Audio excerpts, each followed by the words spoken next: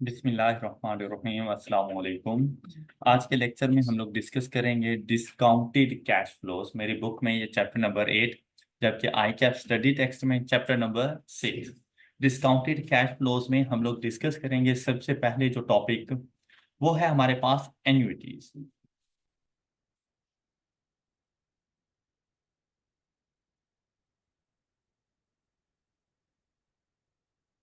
Annuity में basically इससे पहले हम लोगों ने जो भी कॉन्सेप्ट्स पढ़े उसमें एक सिंगल अमाउंट होती थी eight the start of the period, और उसी सिंगल अमाउंट को हम लोग फ्यूचर वैल्यू में कन्वर्ट कर दिया करते थे। मतलब सीक्वेंस ऑफ पेमेंट्स नहीं होता था, या अगर कोई सीक्वेंस ऑफ पेमेंट हम लोगों ने पढ़ा भी तो उसमें अमाउंट्स एक जैसी नहीं होती थी, या फिर टाइम ड्यूरेशन में डिफरेंस होता था।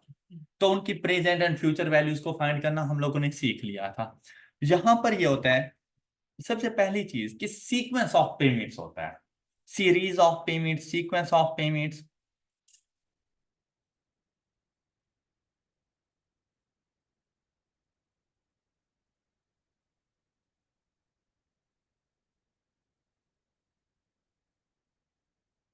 और ये sequence of payment regular time interval पर होता है। मींस दैट ऐसा नहीं है कि आप अपनी मर्जी से कोई भी अमाउंट पे कर दो। एक तो सीक्वेंस ऑफ पेमेंट है लेकिन सेम अमाउंट के साथ, और रेगुलर इंटरवल के बाद। मतलब अगर मंथली बेसिस पर है तो फिर मंथली बेसिस पर ही चलता रहेगा, अगर सेमी एनुअल बेसिस पर है तो फिर सेमी एनुअल बेसिस पर ही चलता रहेगा। एनुअल बेसिस है तो हर साल के एंड पर या हर साल के स्टार्ट पर वो पेमेंट आपको करनी होगी। क्वार्टरली है तो हर क्वार्टर के एंड या स्टार्ट पर आपको वो पेमेंट करनी होगी। तो रेगुलर टाइम इंटरवल।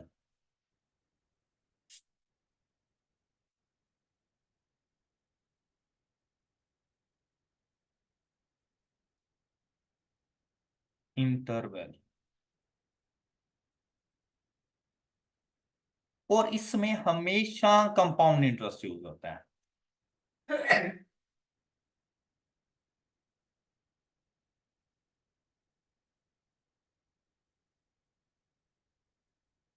ये एन्युइटी की बेसिकली प्रॉपर्टीज होती हैं कि टाइम भी डिफाइन होता है, इसके अंदर डिफाइंड टाइम होता है, और हम लोग सीक्वेंस ऑफ पेमेंट्स कर रहे होते हैं। इसको हम लोग कहते रहते हैं सीक्वेंस ऑफ पेमेंट्स को रेंटल्स। सीक्वेंस ऑफ पेमेंट्स को रेंटल, ये आप ऐसे समझ लें जैसे आप इंस्टॉलमेंट पे कोई चीज लेते हैं। सपोज आप लोगों ने एक अपना मोबाइल इंस्टॉलमेंट पे लिया, आपका मोबाइल था 50,000 रुपए का, आपके पास 50,000 रुपीज एट दैट टाइम नहीं थे। उन्होंने कहा कि आप हमें 10,000 रुपए एडवांस में पे करवाएं। वो जो एडवांस में आप पे करोगे वो कहलाएगी डाउन पेमेंट। डाउन पेमेंट आपके रेंटल से डिफरेंट हो सकती है, कोई मसला नहीं है। लेकिन साथ में उन्होंने कह दिया कि भाई 1 साल तक आपने हमें 5-5 हजार रुपए की इंस्टॉलमेंट देनी है। 1 साल तक पर मंथ 5-5 हजार रुपए की इंस्टॉलमेंट देनी है। तो वो जो 5,000 रुपीज आप हर महीने पे कर रहे हो वो रेंटल है। अब देखो, टाइम इंटरवल एक तो डिफाइन हो गया टाइम कि ये रेंटल आप लोगों ने 5 साल तक पे करनी है, सॉरी 1 साल तक पे करना है, और हर महीने करना है। तो टाइम इंटरवल सेम रखा हुआ है, चेंज नहीं कर रहे। जब आपके पास अमाउंट्स सेम हो और टाइम इंटरवल सेम हो तो एन्युटी बनेगा, अदरवाइज एन्युटी नहीं। मतलब अगर मैं यहां पर एक एग्जांपल दूं आप लोगों को समझाने के लिए, कि मैंने यहां पर एक टाइमलाइन बनाई।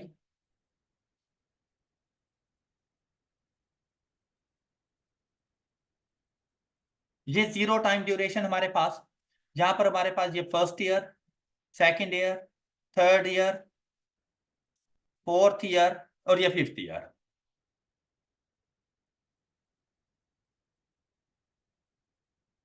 ये मैंने टाइम मेंशन कर दिया। अच्छा, अब क्या हुआ कि मुझे पता था कि eight the end of first year मैंने अमाउंट पे कर दी 2,000 rupees. Eight the end of second year मैंने अमाउंट पे कर दी 3,000 रुपीज।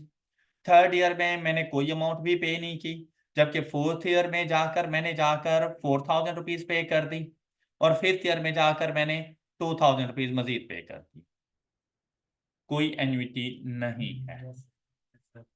ऑल राइट, इसको एन्युटी के मुताबिक नहीं लेके चलेंगे। अब अगर आप लोग देखें, एक तो टाइम इंटरवल सेम नहीं है कि फर्स्ट ईयर में पे किया, सेकंड में पे किया, थर्ड में पे ही नहीं किया, फिर फोर्थ और फिफ्थ में पे कर दिया। दूसरा, अमाउंट सेम नहीं है।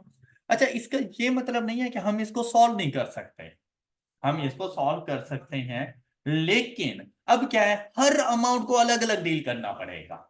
मतलब अगर आपने इस क्वेश्चन में या तो प्रिंसिपल अमाउंट फाइंड करनी होगी या फ्यूचर वैल्यू, ऐसे ही है ना।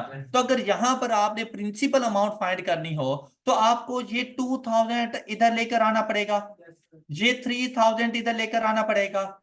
एक्स तो कुछ अमाउंट है ही नहीं, ये 4000 भी आप इधर लेकर आएंगे, और यहां से ये 2000 भी आप इधर लेकर आएंगे जीरो टाइम ड्यूरेशन पर। हर अमाउंट को अलग अलग, और ऐसे क्वेश्चन आप लोगों ने पहले सॉल्व किए होंगे। इसी तरह अगर आपने फ्यूचर वैल्यू फाइंड करनी है तो जो सी टाइम ड्यूरेशन की वैल्यू फाइंड करनी है, ये तमाम वैल्यूज वहां पे चली जाएंगी through compounding process, compounding factor लग जाएंगे। जीरो पर आ रहे थे तो डिस्काउंटिंग आपके पास लग जाने थे। ये बात क्लियर हो गई। तो ये किसी किस्म की एन्युटी नहीं है। अगर इसकी प्रिंसिपल अमाउंट फाइंड करनी होती तो चलिए हम यहां पे करके दे देते हैं। जल्दी से जरा इक्वेशन बनाइएगा। Principal amount at a rate of, हम लोग यहाँ पे रेट सपोज करने जा रहे हैं 10%, और कंपाउंडिंग एनुअली। तो इसकी प्रिंसिपल अमाउंट हमारे पास बनेगी कुछ इस तरह से, principal is equal to 2000 into 1 plus 10% raise to power -1 plus 3000 into 1 plus 10% raise to power -2 plus 4000 into 1 plus 10% raise to power -4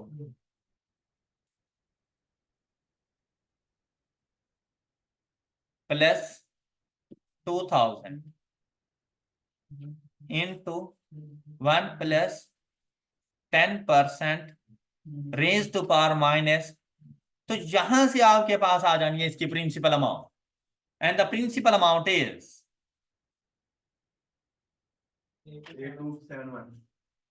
8271। All right.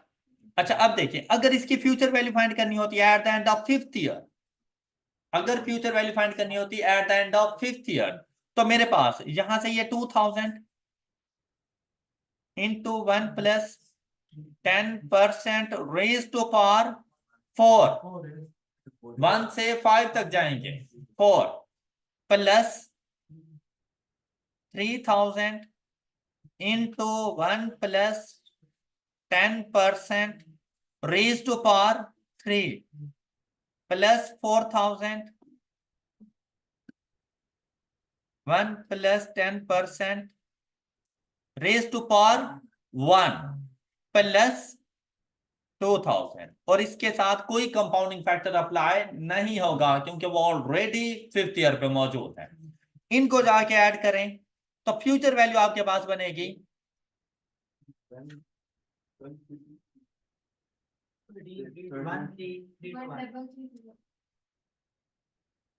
ये, इसकी फ्यूचर वैल्यू बन जाएगी।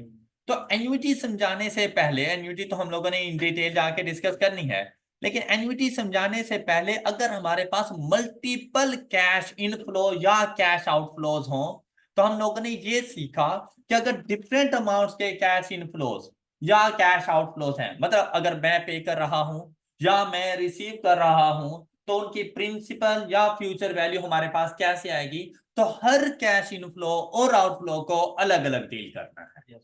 ऑलराइट, अब चलते हैं हम लोग एन्युटी के कॉन्सेप्ट की तरफ कि एन्युटी हमारे पास क्या होगा। एन्युटी के लिए दो कंडीशंस मस्ट हैं, एक ये कि आपके पास अमाउंट सेम हो, और दूसरा रेगुलर टाइम इंटरवल होना चाहिए। अब इस कॉन्सेप्ट को समझाने के लिए हम लोग यहां पर एक टाइमलाइन बनाते हैं। ये चीजें टाइमलाइन से आपको ज्यादा अच्छे तरीके से समझ आ जाएंगी। Zero time duration, 1 year, 2, 3, 4, and 5।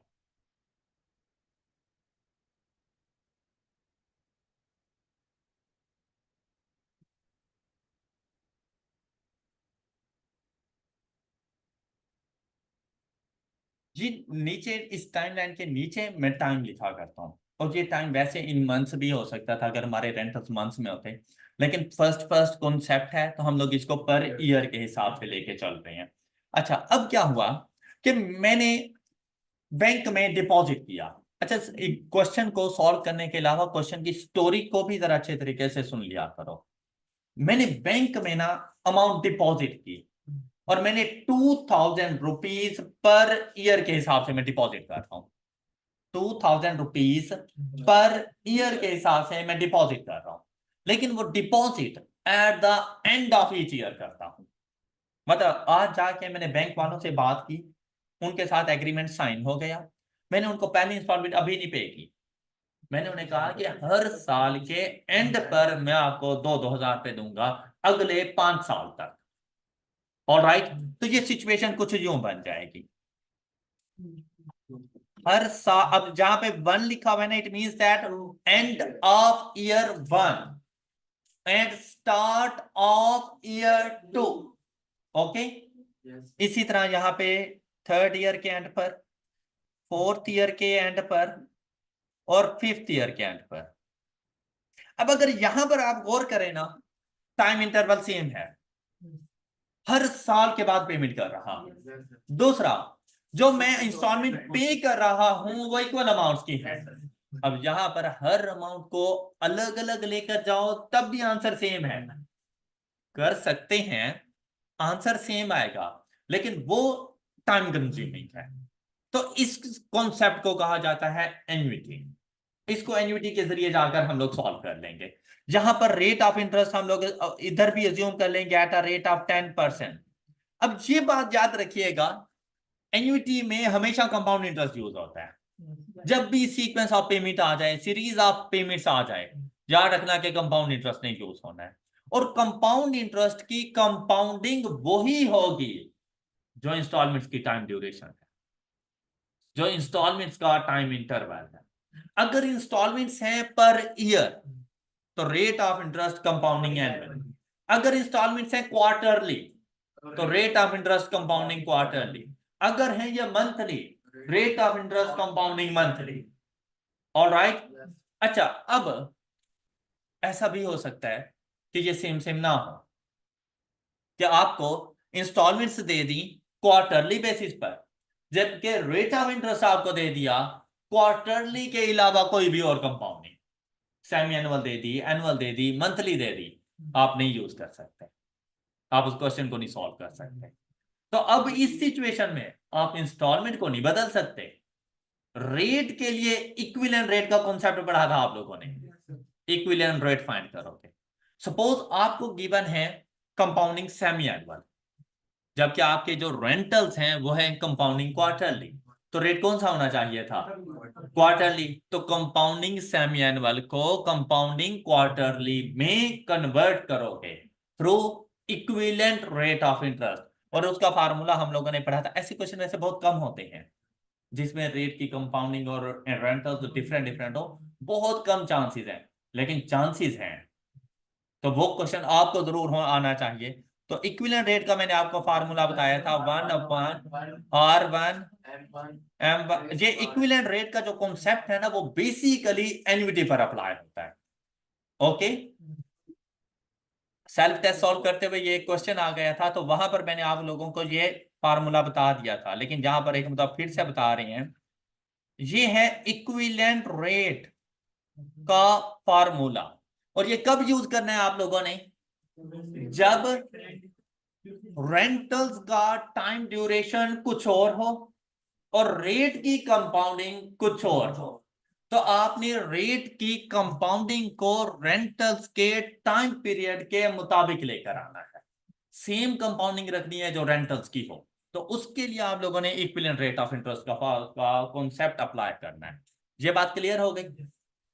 अच्छा, अब एक सिचुएशन आपके पास ये आ गई, नेक्स्ट सिचुएशन क्या हो सकती है, ये देखें, ये कुछ इस तरह से भी सिचुएशन हमारे पास बन सकती है।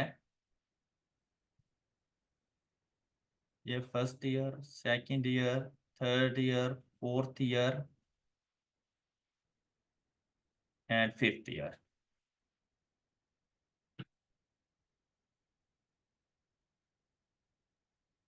अच्छा, सेम है कि मैंने 2000 रुपीज आके डिपॉजिट करवाने हैं बैंक में, लेकिन जिस दिन मैं एग्रीमेंट के लिए गया उसी दिन मैं अपना पहला रेंटल पे करके आ गया। अब मैंने साल के एंड पे नहीं जा रहा, मैं हर साल के स्टार्ट में अपना रेंटल पे करने जा रहा हूं। तो फर्स्ट ईयर का रेंटल मैं यहीं पे कर दूंगा, 0 टाइम ड्यूरेशन। ओके, तो नेक्स्ट ईयर का रेंटल यहां। अब ये एंड ऑफ ईयर 1 नहीं है, ये बेसिकली स्टार्ट ऑफ ईयर 2 है। क्लियर?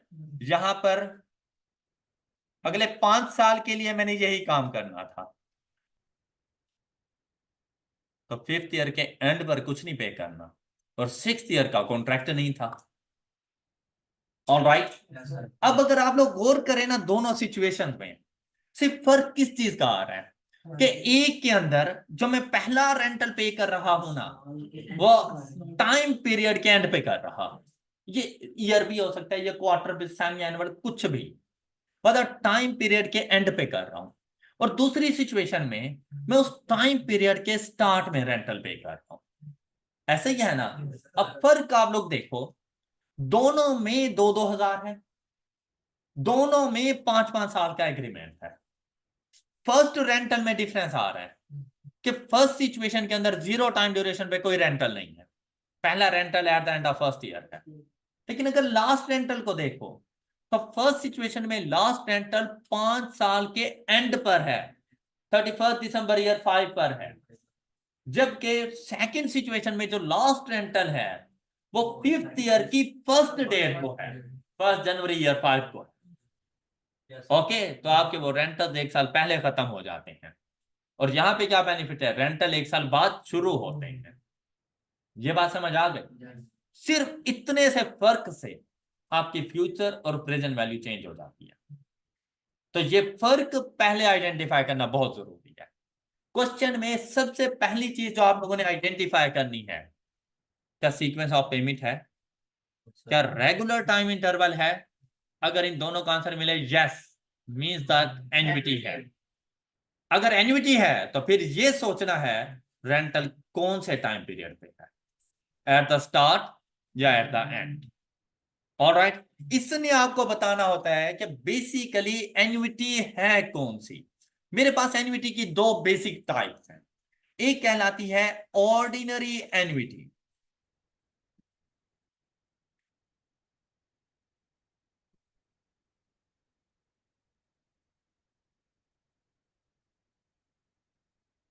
और दूसरी कहलाती है annuity due.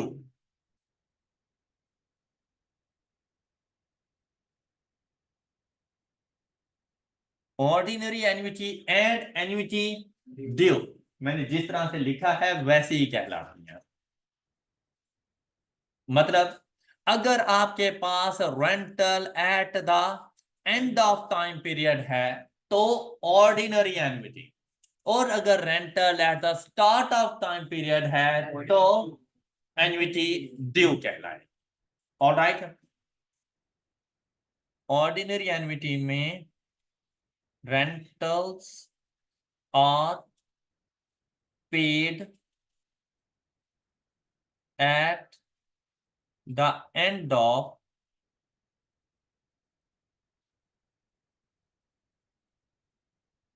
time period,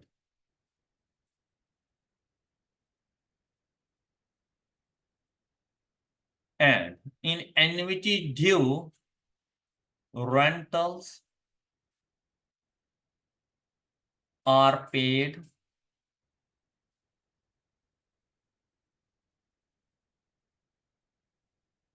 at the start of time period।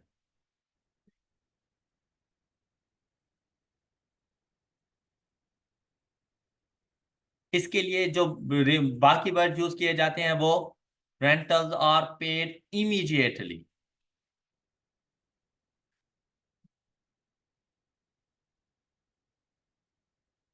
Now from the principal amount, ये क्लू वर्ड्स हैं कि अगर ये वर्ड्स आ जाएं तो समझ लेना कि हमारे पास एन्युटी ड्यू है। फ्रॉम द प्रिंसिपल मतलब स्टार्ट की जगह पर अगर ये वाले वर्ड्स भी यूज कर दे तो एन्युटी ड्यू बन जाएगी।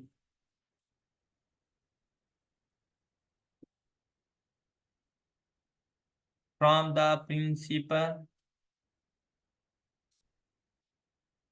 Amount, all right. इमीडिएटली मतलब अभी बस पहले रेंटल पे करके जाओ तो जीरो टाइम ड्यूरेशन पे ही खड़े होते हैं। नाउ अभी अभी पे करो फ्रॉम द प्रिंसिपल, प्रिंसिपल हमेशा जीरो टाइम ड्यूरेशन की वैल्यू होती है, उसी में से पे करोगे। लेकिन बेटा कुछ सिचुएशन ऐसी होती हैं जिसमें हमें खुद से, वैसे तो क्वेश्चन में आपको बता rentals are paid at the start of time period at the end of the quarter या इस किस्म की बात जरूर बताएगा। इन केस क्वेश्चन साइलेंट है तो आपने उसकी सिचुएशन को देखना है। अब जैसा कि अगर मुझसे ये कहा जाए मैं एक लोन लेने गया बैंक में, बैंक से मैंने 1 लाख रुपए का लोन ले लिया, जीरो टाइम ड्यूरेशन की वैल्यू होगी। एम आई राइट? आपकी लोन की अमाउंट और आपकी इन्वेस्टमेंट हमेशा जीरो टाइम ड्यूरेशन की वैल्यूज होती हैं। भाई आज इन्वेस्टमेंट करोगे तो बाद में रिटर्न मिलेगा, आज लोन लोगे तो फ्यूचर में पे करोगे। लेकिन इससे पहले हम लोग पढ़ते थे कि आज अगर मैंने लोन ले लिया 1 लाख रुपए का, मैं बैंक वालों से कहता था भाई 5 साल के बाद आपको टोटल अमाउंट पे कर दूं। ऐसे ही था ना? आज क्या डिफरेंस है? आज मैं बैंक वालों से कह रहा हूं कि भाई मुझे 1 लाख रुपए का लोन दे दो, मैं तुम्हें अगले 5 साल तक एनुअल बेसिस पे इंस्टॉलमेंट पे करता रहूंगा, या क्वार्टरली बेसिस पे इंस्टॉलमेंट कर दूंगा, मंथली बेसिस पे इंस्टॉलमेंट कर दूंगा, वो आप पे डिपेंड करता है। तो इंस्टॉलमेंट की अमाउंट वैसी डिटरमिन हो जाती है। लेकिन मुझे एक बात बताओ, इज इट पॉसिबल कि मैं लोन लेते साथ उसे वहां से 5,000 रुपये निकाल के दूं, ये लो यार ये लोन रिटर्न करने की पहली इंस्टॉलमेंट? नहीं, हमेशा टाइम पीरियड के एंड पे जाके दूंगा। तो लोन की जो इंस्टॉलमेंट्स होंगी हमेशा ऑर्डिनरी को फॉलो करती हैं। इसी तरह से अगर मैंने कहीं पर इन्वेस्टमेंट की है और उन्होंने हमसे कहा कि भाई आप इन्वेस्टमेंट करें, हम आपको 10% रिटर्न देंगे, और मैंने 1 लाख रुपया उसे दे दिया, फिर मैं उसके मुंह की तरफ देख रहा हूँ भाई निकालना 10,000 का रिटर्न, इज इट पॉसिबल कि मैं इन्वेस्टमेंट करते साथ मुझे रिटर्न मिल जाए? नहीं, रिटर्न के लिए टाइम पीरियड का वेट करना पड़ेगा। Eight the end of the period जाकर मुझे रिटर्न मिलना है उसके ऊपर, ऑल राइट? तो हमेशा ऑर्डिनरी चले जाएगी। अच्छा, क्या मुझे कोई ऐसी एग्जांपल दे सकते हो जो एन्युटी हो लेकिन ड्यू हो? एन्युटी हो लेकिन ड्यू हो। आप हॉस्टल में रहते हो, हॉस्टल के ड्यूज पे करते हो, पर मंथ पे करते हो, सेम अमाउंट पे करते हो, amount equal, time duration equal, ठीक है? कब पे करते हो? स्टार्ट ऑफ द मंथ पे करते हो। मतलब अगर आपने फैब में पे किया है तो वो जनवरी के लिए नहीं पे किया, वो फैब के लिए पे किया है, तो start of the month annuity due है। ओके। अच्छा, अभी कॉलेज में तो आप लोग फी लमसम में पे कर देते हो ना, लेकिन चले स्कूल में जो छोटे बहन भाई स्कूल में जाते हैं उनकी पर मंथ फी पे करते हो, सेम होती है, मंथली बेसिस पर होती है, स्टार्ट या and? Start of the period. हमें सैलरी मिलती है, मंथली बेसिस पे मिलती है, सेम अमाउंट मिलती है। हम फ्यूचर में जाके चेंज भी आ सकता है, वो भी हम लोग देखेंगे कि कुछ अरसे के लिए सेम अमाउंट थी लेकिन रिमेनिंग टाइम के लिए डिफरेंट अमाउंट आ गई, वो हम लोग बाद में देखेंगे। लेकिन अभी के लिए देखो, अगर मैं सपोज 1 साल की बात करूं तो भाई यार 12 महीने के लिए तो एक जैसी अमाउंट है ना, हर महीने इक्वल अमाउंट है। क्या लगता है, ऑर्डिनरी या due? Ordinary eight the end of the period मिलती है, चाहे अब वो फैब के स्टार्ट में मिले, लेकिन होती जनवरी की है, फैब की नहीं होती।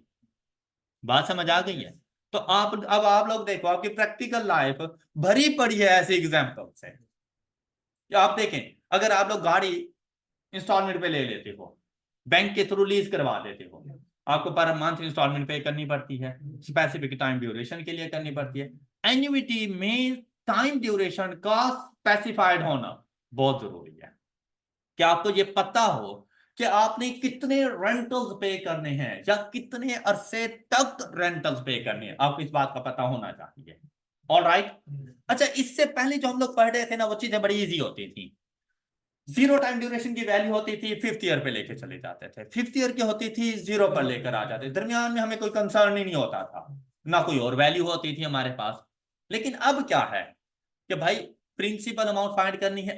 अभी के लिए अगर आप देखें, प्रिंसिपल अमाउंट फाइंड करनी है ना, पहले जब करते थे तो फ्यूचर वैल्यू की प्रिंसिपल अमाउंट फाइंड करते थे।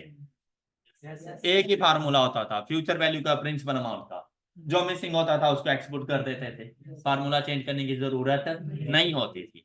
ऐसा ही है ना। लेकिन यहां पर देखो, अगर सपोज मैंने प्रिंसिपल अमाउंट फाइंड करनी है, किसकी प्रिंसिपल अमाउंट फाइंड करनी है? किसकी प्रिंसिपल अमाउंट फाइंड करूं? रेंटल्स की। फ्यूचर वैल्यू की तो नहीं ना, क्योंकि पता नहीं फ्यूचर वैल्यू क्या है। और अगर फ्यूचर वैल्यू फाइंड करनी है तो किसकी? रेंटल्स की, प्रिंसिपल अमाउंट की नहीं। ये बात आप लोगों ने पिक कर ली होगी कि सिंपल और कंपाउंड इंटरेस्ट में फ्यूचर वैल्यू फाइंड करते थे प्रिंसिपल अमाउंट की, प्रिंसिपल वैल्यू फाइंड करते थे फ्यूचर की वैल्यू की। लेकिन एन्युटी के अंदर प्रिंसिपल फाइंड करना है तो भी रेंटल्स की, फ्यूचर फाइंड करनी है तो भी। तो प्रिंसिपल और फ्यूचर के फार्मूला डिफरेंट डिफरेंट है, एक जैसे फार्मूलाज नहीं है। लेकिन इसमें एक कॉमन बात है कि भाई प्रिंसिपल फाइंड करना है तो डिस्काउंटिंग फैक्टर, प्रिंसिपल फाइंड करना है तो डिस्काउंटिंग, और फ्यूचर फाइंड करना है तो कंपाउंडिंग फैक्टर। ये बात क्लियर हो गई। लेकिन फार्मूलाज क्या आएंगे अब इनकी वैल्यूज को फाइंड करने के लिए? प्रिंसिपल और फ्यूचर, एक तो आपके पास आपका अपना कन्वेंशनल मेथड है कि हर अमाउंट को अलग अलग लेकर चले जाओ, वैल्यू सेम आ जाएगी। लेकिन अब आपको ना ये वाला मेथड अप्लाई करने की जरूरत नहीं है। ये उस टाइम पे ये मेथड अप्लाई करना जब वैल्यूज डिफरेंट हो या टाइम ड्यूरेशन डिफरेंट हो, तब। लेकिन अगर टाइम भी सेम है और वैल्यू भी सेम है, तब ये वाला मेथड अप्लाई नहीं। तब आपके पास फार्मूलाज बनेंगे कुछ इस तरह से।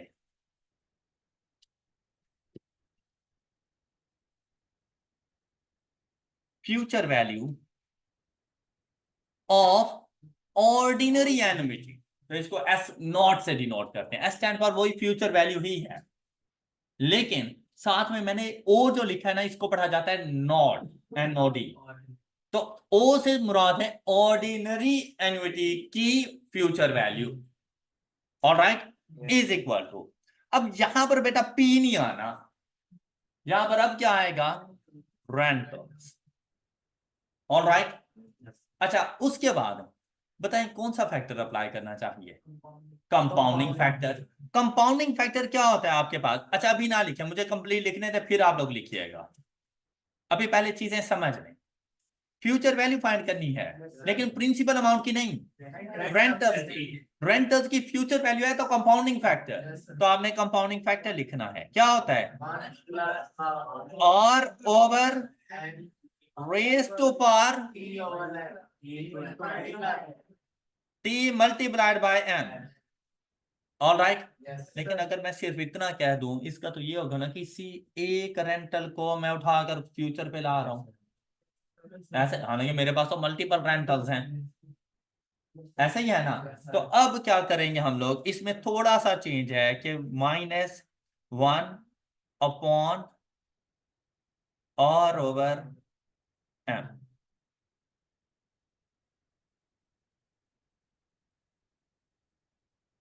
तो एन्युटी के केस के अंदर आपका जो कंपाउंडिंग फैक्टर है ना, ये आर के बाद वाला है।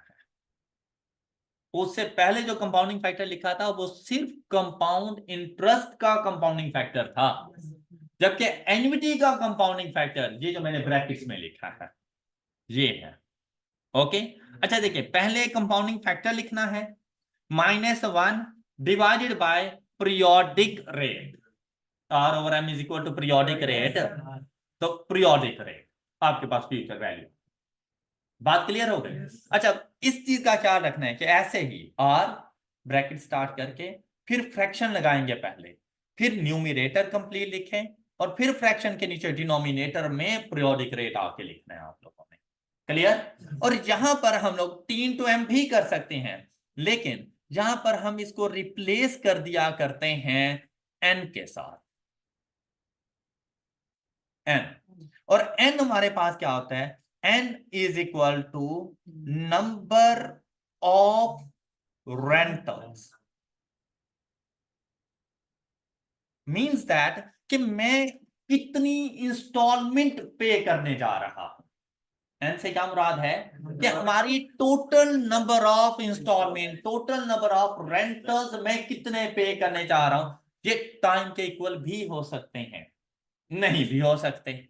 अब एनुअल बेसिस पे है तो 5 साल में 5 रेंटल्स, लेकिन अगर सेमी एनुअल बेसिस पे हुआ तो 5 साल में 10 रेंटल्स, क्वार्टरली बेसिस पे हुआ तो 5 साल में 20 रेंटल्स, अब मंथली बेसिस पे हुआ तो 5 साल में 60 रेंटल, तो पावर वही आ जाएगी। अच्छा, ये सिर्फ कहने की बात है, हालांकि ये फाइंड वैसे ही होता है 3 ओके। अब जैसे मैंने आपसे कहा कि एनुअल बेसिस पे है तो 5 × 1 = 5, सेमी एनुअल है तो 5 × 2, क्वार्टरली है तो 5 × 4, वही T × M, मंथली है तो 5 × 12। ओके, सिर्फ फर्क ये डालने के लिए कि भाई ये कंपाउंड इंटरेस्ट वाला कंपाउंडिंग फैक्टर नहीं है, एन्युटी वाला कंपाउंडिंग फैक्टर है, तो पावर एन लिख देते हैं। बात क्लियर हो गई। ये फ्यूचर वैल्यू को फाइंड करने का फार्मूला है, लेकिन कब, जब ऑर्डिनरी एन्युटी हो। तो जब हम लोगों ने इसकी प्रिंसिपल अमाउंट को फाइंड करना हो तो P0, क्या मतलब, प्रेजेंट वैल्यू या principal amount of ordinary annuity. क्या फ्यूचर वैल्यू की फाइंड करनी है, नहीं, रेंटल्स की। ऑलराइट, अच्छा, जब प्रिंसिपल अमाउंट फाइंड की जाती है तो कंपाउंडिंग फैक्टर या डिस्काउंटिंग फैक्टर, और हमने एक बात पढ़ी थी कि compounding factor always greater than 1 and discounting factor always less than 1, ऐसा ही है ना। तो बेटा which ever is greater comes first. अब कंपाउंडिंग फैक्टर ग्रेटर था ना 1 से, तो पहले कंपाउंडिंग फैक्टर फिर 1। डिस्काउंटिंग फैक्टर में 1 ग्रेटर है, पहले डिस्काउंटिंग फैक्टर नहीं लिखना, पहले 1 minus discounting factor, 1 plus R/M raise to power -n, discounting factor में negative sign, divided by R/, अब देखिए तकरीबन सेम सेम नहीं है फार्मूला।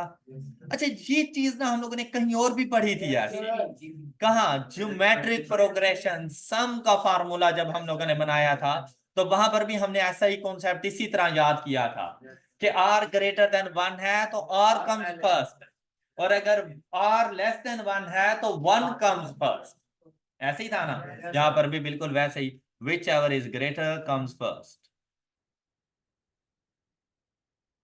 ऑलराइट, कोई इशू जहां तक। तो अब आप लोग बड़ी आसानी के साथ ऑर्डिनरी एन्युटी की फ्यूचर और प्रिंसिपल अमाउंट को फाइंड कर सकते हो। तो इसके लिए मुझे करके दिखाओ, इसके लिए जी, इस ये जो सिचुएशन आपको फर्स्ट दी गई है, इसकी प्रिंसिपल और फ्यूचर वैल्यू आप लोगों ने मुझे बतानी है कि वो आंसर हमारे पास क्या आ रहे हैं। जी जल्दी से जरा कैलकुलेट कीजिएगा। अब जैसे ही आप लोगों ने अपने फार्मूलाज में ये वैल्यूज पुट की, तो ये देखें, सपोज अगर आपने प्रिंसिपल अमाउंट फाइंड करनी थी तो आप उसे बताते हैं सबसे पहले 2000, उसके बाद ब्रैकेट, उसके बाद फ्रैक्शन। अब प्रिंसिपल अमाउंट फाइंड करनी है तो फौरन ध्यान में आ जाए कि 1 माइनस, फिर ब्रैकेट, अब discounting factor 1 plus 10% compounding annually raise to power -5। All right, और यहां पर 10%, और ये ब्रैकेट ये फ्रैक्शन के बाद जाके लगानी है, -5 के बाद ब्रैकेट नहीं लगानी। ओके, इस बात का ख्याल रखा करो, अदरवाइज इसने एरर दे देना होता है। अब जैसे ही आपने ये सॉल्व किया, 7 5 8 2 कर दूंगा मैं इसको, ठीक है। ये इसकी principal amount, the principal amount of ordinary annuity is 7 5 8 2। अब हम इसकी फ्यूचर वैल्यू फाइंड करते हैं, S0 इज इक्वल टू, अब फ्यूचर वैल्यू के लिए अगर आप लोग देखें तो तकरीबन सेम सेम आपके पास ये चीज आएगी। यहां पर -1, यहां से माइनस खत्म कर दें और ये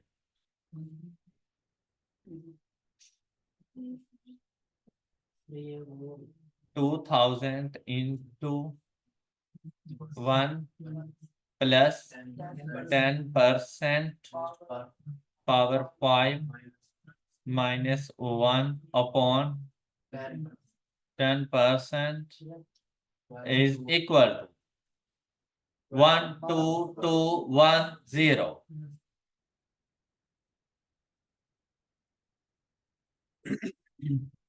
ये बात सब बच्चों को समझ आ गई? अब देखें, अगर मैं इन्वेस्टमेंट कर रहा हूं, यहां पर जरा इंटरेस्ट की कैलकुलेशन को भी देखते जाओ।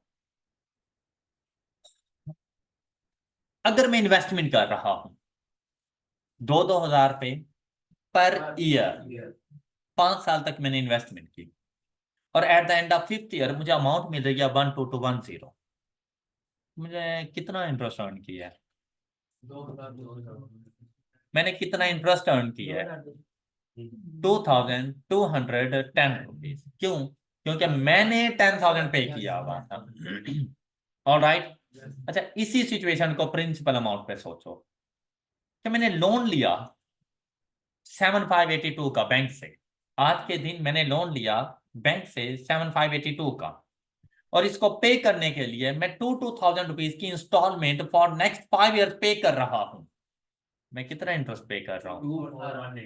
तो यहां पर देखें, तो मैंने 10,000 पे किया, लोन मैंने कितना लिया? 7582 का।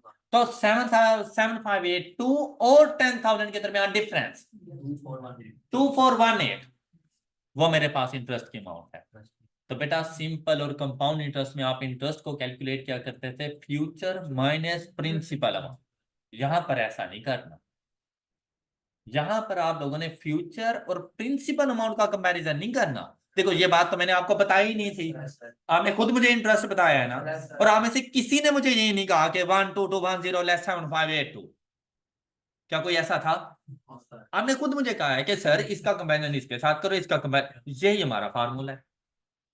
मैथ्स में भी बिल्कुल ऐसा ही आप लोगों ने चलना है कि आपने फ्यूचर और प्रिंसिपल अमाउंट के दरमियान नहीं देखना डिफरेंस, क्योंकि या तो आपके पास फ्यूचर वैल्यू होगी या प्रिंसिपल अमाउंट होगी, दोनों एक साथ अब नहीं हो सकती। बात क्लियर हो गई? तो हमेशा इनका कंपैरिजन रेंटल्स के साथ। तो अगर मैं यहां पर आपसे कहूं कि इनकी इंटरेस्ट की कैलकुलेशन करनी है, इंटरेस्ट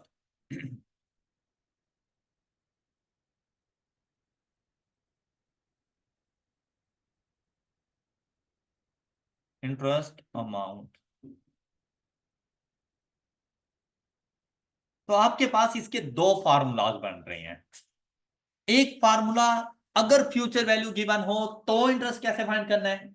दूसरा फार्मूला, अगर प्रिंसिपल अमाउंट गिवन हो तो इंटरेस्ट कैसे फाइंड करना है। रेंटल हर हाल में होंगे। All right. तो अब हम लोग कैसे इसकी कैलकुलेशन करेंगे?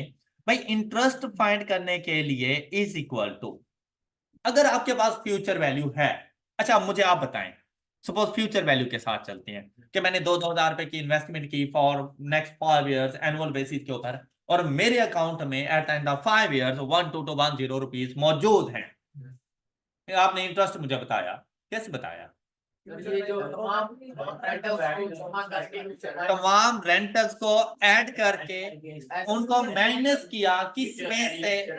यार, यही फॉर्मूला है इसका कि देखें, फ्यूचर वैल्यू, देखो फ्यूचर वैल्यू पहले आएगी, फ्यूचर वैल्यू लेस, इन्होंने कहा कि तमाम रेंटल्स को ऐड किया। अच्छा, मुझे एक बात बताएं, मतलब मैं 2 +2 +2 +2 और एंड पे जाके कहूं 10। क्या ऐसा है कि जैसे मैं 2 × 5 कर दूं? क्या ख्याल है? कोई फर्क पड़ेगा? ऐसा नहीं है, जैसे number of rentals multiplied by rentals की अमाउंट, सम हो जाएंगे सारे रेंटल्स। करना सम ही है, लेकिन rentals plus plus plus plus नहीं करते रहने। Number of rentals multiplied by amount of rent. Okay, तो यहां पर हम लिख देंगे n r. N stand for number of rentals and R, capital R stand for amount of rent. All right, तो आपके पास आ जानी है इंटरेस्ट की वैल्यू। तो यहां से अगर मैं इंटरेस्ट की वैल्यू को कैलकुलेट करूं तो मैं कह सकता हूं the future value is 1210 less 5 into and answer is 2210। किसी को कोई इशू? अच्छा बेटा, बेसिकली क्या है, आपने देखना होता है मुझे क्या मिल रहा है और मैंने क्या पे किया, उनका डिफरेंस इंटरेस्ट बन जाता है। मुझे क्या मिल रहा है और मैंने क्या पे किया, उनका जो डिफरेंस होता है ना, वो इंटरेस्ट की अमाउंट होती है। अब यहां पर तो अभी वो कॉन्सेप्ट नहीं आया, लेकिन इन फ्यूचर आएगा कि भाई रेंटल्स के साथ साथ आप लोगों ने कुछ ना कुछ डाउन पेमेंट भी पे करनी होती है। तो यार वो भी तो आपकी अपनी अमाउंट होती है ना, और डाउन पेमेंट की वैल्यू रेंटल से कम ज्यादा इक्वल हो सकती है। इसको डाउन पेमेंट को हमेशा रेंटल से सेपरेट रखा जाता है। नेक्स्ट क्वेश्चन में डाउन पेमेंट आ जाएगी। ठीक है, जैसे मैंने अभी आपको एग्जांपल दी थी कि आप एक बाइक परचेज करने के लिए जाते हैं ना, तो या मोबाइल परचेज करने के लिए जाए, वो कहेंगे यार 10,000 रुपये अभी दो, लेकिन मंथली बेसिस पे 3-3 हजार रुपये देते रहना। तो वो जो 10,000 अभी दे रहे हो वो डाउन पेमेंट, भाई वो भी तो आपने पे किया है ना, तो आपने अपनी डाउन पेमेंट, ये कंप्लीट फार्मूला बन जाता है। इसे कहा जाता है एक्चुअल पेमेंट्स। तो मेरी एक्चुअल पेमेंट्स कितनी है भाई, जो मैंने रेंटल्स पे किए जितने अरसे के लिए, जितने मर्तबा पे किए वो, प्लस जो मैंने डाउन पेमेंट की, ये मेरी एक्चुअल पेमेंट्स है। बात क्लियर हो गई सब बच्चों को? लेकिन अगर आपके पास ये प्रिंसिपल अमाउंट मौजूद हो और मैंने इंटरेस्ट की वैल्यू को कैलकुलेट करना हो, तो फिर एक्चुअल पेमेंट्स पहले आ जाएंगे और प्रिंसिपल अमाउंट बाद में आएगी। भाई जो वैल्यू ग्रेटर होगी वो पहले आएगी। तो फ्यूचर वैल्यू ग्रेटर होती है मेरी एक्चुअल पेमेंट से, तो फ्यूचर वैल्यू पहले, एक्चुअल पेमेंट्स बाद में। और प्रिंसिपल अमाउंट में प्रिंसिपल अमाउंट कम होती है मेरी एक्चुअल पेमेंट से। भाई लोन में कम अमाउंट का लूंगा लेकिन पे ज्यादा करूंगा, ऐसा ही है ना? तो फिर मेरी एक्चुअल पेमेंट्स पहले आएंगी। अगर देखें डाउन पेमेंट हो तो लेकर आना, ना हो तो मतलब जीरो, इग्नोर कर देना। फिर इसमें से माइनस कर देना प्रिंसिपल अमाउंट। अब चाहे ये ऑर्डिनरी हो चाहे ये ड्यू हो, इंटरेस्ट फाइंड करने के सेम फार्मूला है। ओके, यहां तक किसी को कोई इशू? तो यहां पे आपके पास हमारी एग्जांपल के मुताबिक क्या बन रहा है, इंटरेस्ट 5 into 2,000। अब मेरे पास डाउन पेमेंट नहीं है तो मैं नहीं लिखूंगा, माइनस, हमने प्रिंसिपल अमाउंट क्या फाइंड की थी, 75822418। यहां तक आई थिंक आप सब लोग क्वेश्चन सॉल्व कर लेंगे। अच्छा, अब ये ऑर्डिनरी एन्युटी खत्म हो चुकी है, बस इतनी सी बात है इसमें। अब क्या है बेटा, इसमें भी अगर फार्मूलाज में जरा गौर करो ना, वही चार चीजें यूज हो रही हैं। पहले क्या होता था, प्रिंसिपल अमाउंट फ्यूचर वैल्यू, लेकिन अब ये नहीं। Principal amount, rentals, rate of interest, time duration, मतलब नंबर ऑफ रेंट। अब बेटा इन चारों में से कोई सी एक चीज मिस कर देगा, बाकी बता देगा। फार्मूला ना चेंज करना, मिसिंग चीज की जगह पे एक्स करना। इसी तरह फ्यूचर वैल्यू के लिए, future value, rentals, number of rentals, rate of interest. तो अगर फ्यूचर वैल्यू के साथ कोई और चीज मिस कर देता है तो आप लोगों ने फ्यूचर वैल्यू का फार्मूला यूज कर लेना है, मिसिंग चीज जो भी हो वहां पे एक्सपुट कर देना। ये बात क्लियर? किसी को कोई इशू जहां तक?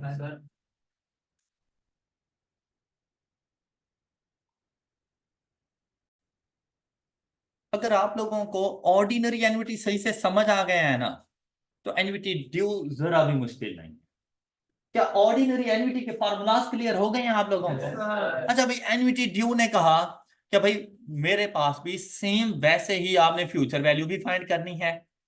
Future value of annuity due, तो इसको एस और साथ में ना ओ की जगह पे अब हम डी कर देंगे। क्लियर? और principal amount of annuity due, अब ये दो वैल्यूज फाइंड करनी है। बेटा ये ऑर्डिनरी एन्युटी के इक्वल नहीं होती, इनमें फर्क आ जाता है काफी। लेकिन एन्युटी ड्यू ने कहा ऑर्डिनरी एन्युटी एन्युटी वाला फार्मूला एज इट इज उठा लो। मतलब अगर आप एसडी फाइंड करने जा रहे हो तो यहां पर आपने सेम ये वाला फार्मूला पिक कर लेना है जो आपने इससे पहले अप्लाई किया था ऑर्डिनरी एन्युटी के ऊपर। R over m raise to power n minus upon.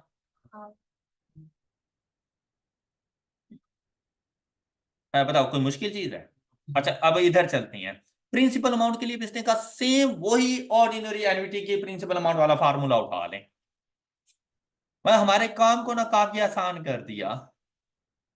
1 - 1 plus r/m raise to power -n divided by. तो आप भी सोच रहे होंगे कि भाई डिफरेंस किस बात का है, तो अलग से पढ़ने का फायदा क्या होगा जब फार्मूला ही सेम अप्लाई करना था। ऐसा नहीं है, फार्मूला सेम अप्लाई किया तो क्या कोई डिफरेंस आएगा? हाँ, तो अब सिर्फ जो डिफरेंस आता है ना वो इस चीज का है, चाहे फ्यूचर वैल्यू है चाहे प्रिंसिपल अमाउंट है, एक कंपाउंडिंग फैक्टर मल्टीप्लाई करवा देना है। अच्छा अब अगर इधर गौर करें ना, मैंने आपसे कहा है कि एक कंपाउंडिंग फैक्टर मल्टीप्लाई करवा देना, चाहे फ्यूचर वैल्यू है चाहे प्रिंसिपल अमाउंट है। हालांकि प्रिंसिपल अमाउंट के साथ तो डिस्काउंटिंग फैक्टर मल्टीप्लाई होता है, लेकिन यहां पर कंपाउंडिंग आएगा। ओके, जो चेंज आप फ्यूचर वैल्यू में लेकर आए हो वही चेंज आप लोगों ने प्रिंसिपल अमाउंट में लेकर आना है, सिर्फ एक कंपाउंडिंग फैक्टर इसके साथ मल्टीप्लाई हो जाता है। ऑल राइट, तो आपके पास फ्यूचर वैल्यू मिल जाती है। अच्छा क्या अब आप लोग मुझे future value of annuity due calculate करके दे सकते हो? हाँ जी, जरा जल्दी से बताना मुझे, पहले प्रिंसिपल अमाउंट बताएं। प्रिंसिपल अमाउंट ऑफ और the annuity due.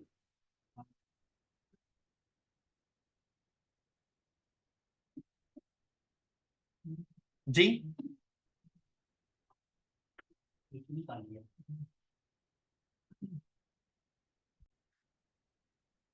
and the answer is 8340 and the future value is 13431। अच्छा अब यहां पर बेटा एक ट्विस्ट देखें। मोस्टली वैसे ऐसा होता रहता है कि आपको रेंटल्स बता दिए जाते हैं, rate of interest compounding annually बता दिया जाता है, टाइम पीरियड बता दिया जाता है और कहते हैं प्रिंसिपल अमाउंट बताओ या फ्यूचर वैल्यू बताओ, आप ये फार्मूला यूज कर लेंगे। लेकिन यहां पर ना एक छोटा सा आ जाता है ट्विस्ट, कि क्या होता है एग्जाम में, मतलब ऐसा हो सकता है कि आपको future value of ordinary annuity बता देता है। The future value of ordinary annuity is 12210 at a rate of 10% compounding annually. Find future value of annuity due. अब कोई टाइम पीरियड नहीं होता, कोई नंबर ऑफ रेंटल्स नहीं होते, कोई अमाउंट ऑफ रेंटल्स नहीं होती, और आपसे कहता है फिर, तो ये सबसे ज्यादा इजी क्वेश्चन है। अब यहां पर अगर आप लोग देखें, हम इस फार्मूले को कुछ इस तरह से लिख सकते थे कि S D is equal to, देखिए ये सारी ऑर्डिनरी एन्युटी ही तो है, एंड मल्टीप्लाइड बाय। तो अब आपके लिए ना ये बहुत इजी था कि आप यहां से फ्यूचर वैल्यू लेते ऑर्डिनरी एन्युटी की, और वो आ रही थी 12210 इंटू 1 + 10%, और आपका क्वेश्चन सॉल्व हो गया, 13431 फ्यूचर वैल्यू आपके पास आ गई। ऑल राइट, ये ऑल्टरनेटिव मेथड था। इसी तरह से प्रिंसिपल अमाउंट फाइंड करनी हो, principal amount of annuity due is equal to principal amount of ordinary annuity into 1 plus r over। Clear? अब यहां पर बिल्कुल ऐसे ही प्रिंसिपल अमाउंट लें, ऑर्डिनरी प्रिंसिपल अमाउंट क्या थी, 7 into 1 + 10% is equal to 8340। All right, कर लेंगे ना? शाबाश, गुड। अच्छा, इस टॉपिक में किसी को कोई इशू? अच्छा, यहां पर भी बेटा इंटरेस्ट फाइंड करने के फार्मूलाज यही हैं। ओके, ऑर्डिनरी और एन्युटी ड्यू दोनों के लिए इंटरेस्ट की अमाउंट को फाइंड करने के फार्मूला सेम है। फिर क्या है कि एस नॉट है तो नॉट आ जाएगा, अगर आपके पास एस डी है तो वो आ जाएगा, पी नॉट पी डी जो होगा वही आ जाएगा आपके पास। क्लियर? कोई इशू यहां तक? अच्छा, आप लोगों ने ना इस चैप्टर में से ऐसे समझ लें जैसे 50% चैप्टर कर लिया है। 50% चैप्टर में सिर्फ एन्युटी के कॉन्सेप्ट्स थे आप लोगों के पास। अब अगर आप लोग प्रैक्टिस करने के लिए बैठेंगे तो इधर मेरी बुक में से स्टार्ट के कोई 40 क्वेश्चन तो आप लोग वैसे ही भगाते हुए ले जा सकते हैं कि उसमें रेंटल होगा तो फ्यूचर वैल्यू फाइंड करेंगे, फ्यूचर होंगे तो रेंटल्स फाइंड करने होंगे, और इस किस्म की बातें हैं। स्टार्ट के सारे क्वेश्चन इजी हैं, जो ना हो वो हम लोग कल डिस्कस कर लेंगे, लेकिन आप लोगों ने प्रैक्टिस के तौर पर इन तमाम क्वेश्चंस को सॉल्व करना है, और 50 एमसीक्यूज तक आप लोग सॉल्व कर सकते हैं। क्वेश्चन नंबर 50 तक आप लोग सॉल्व कर सकते हैं। That's all for today. अपना बहुत सा ख्याल रखिए, नेक्स्ट लेक्चर में मिलते हैं। अल्लाह हाफिज।